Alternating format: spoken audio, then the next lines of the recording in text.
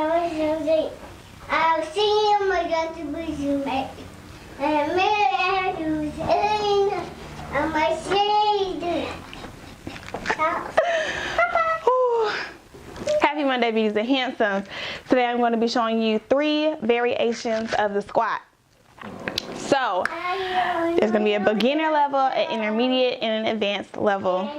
And she's going to be reciting every single thing that I say, probably. Yay. It's not over yet, we just started.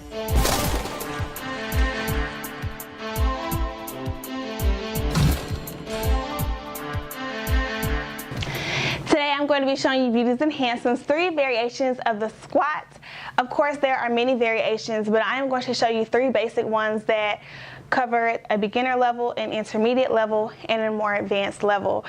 The beginner's level is creating the foundation for the squat, and it's probably the most important because once you get the foundation down packed, as you progress on to the more advanced versions of the squat, you will more than likely not run into injuries or cause yourself harm because you have mastered the foundation of that exercise. So we're going to start with the beginner level, which is going to be using a chair or something with some height on it. So you can use the couch. I choose not to because you can kind of sink into it.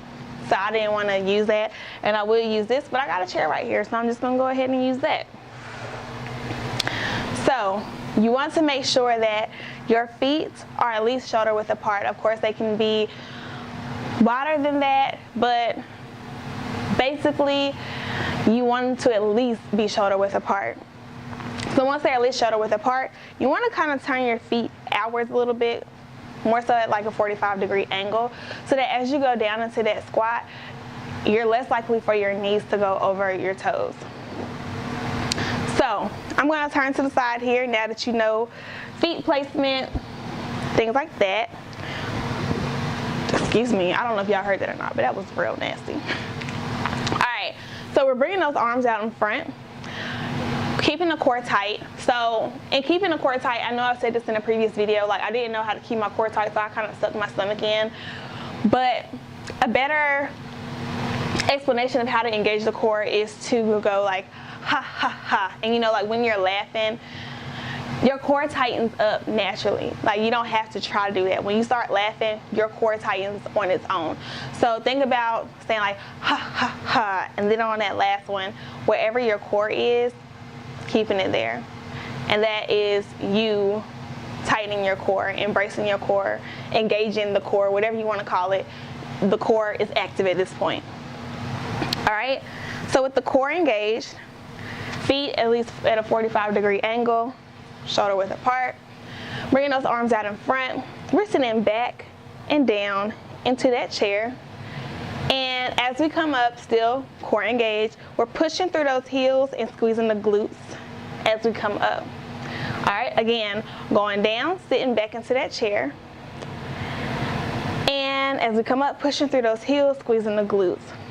So essentially we use the chair so that it's a constant reminder to sit back and down. A lot of times, starting out with the squat, it's so easy to want to go forward into the squat rather than sitting back into the squat. So using that chair will kind of remind you to, hey, I need to sit back instead of bringing the knees forward. I need to send the hips back and down into the chair. Once you're able to do about 10 of those, then you can move on to the intermediate level, which is the body weight squat. So it's about the same thing as using the chair, except the chair is no longer there.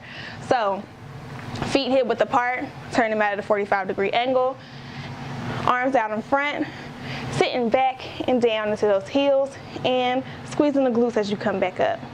Again, I'll turn to the side.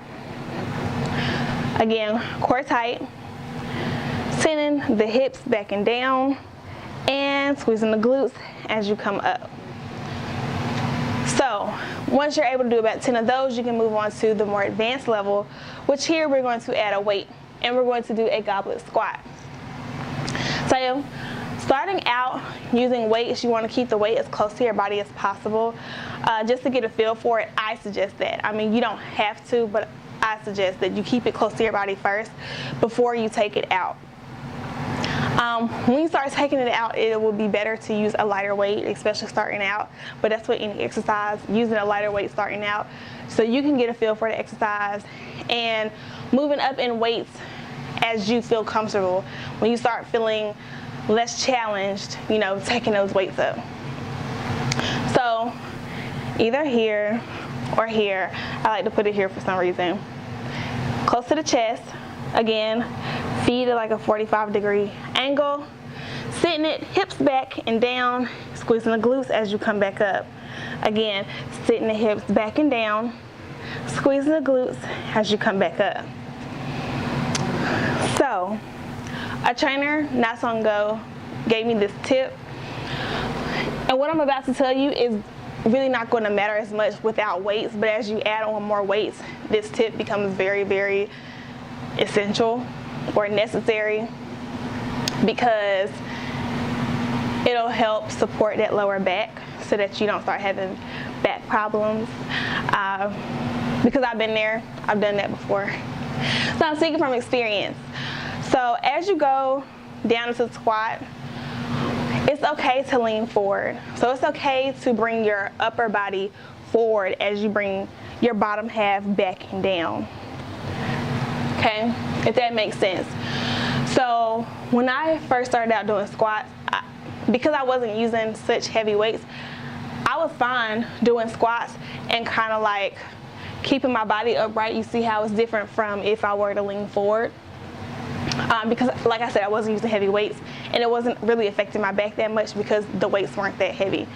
But as you start lifting heavier, if you try to keep your body upright doing those squats, you are going to end up hurting your back. So as you lift heavier, it'll matter. So you might as well practice it without the weight so that it's natural to you as you add on more weight to lean forward as you send the hips back and down into that squat. So those are the 3 variations of the squat, one for the beginner level, the intermediate, and the more advanced levels. And of course, the list goes on and on. I feel like this is pretty good to hit every fitness level, and it'd be challenging for every fitness level out there. So if you found this video helpful, make sure you give it a thumbs up. Subscribe for more videos like this and comment below any videos you want to see, suggestions. I'm open to it all. I'm here for you, so whatever you want to see, let me know, and I got you. All right?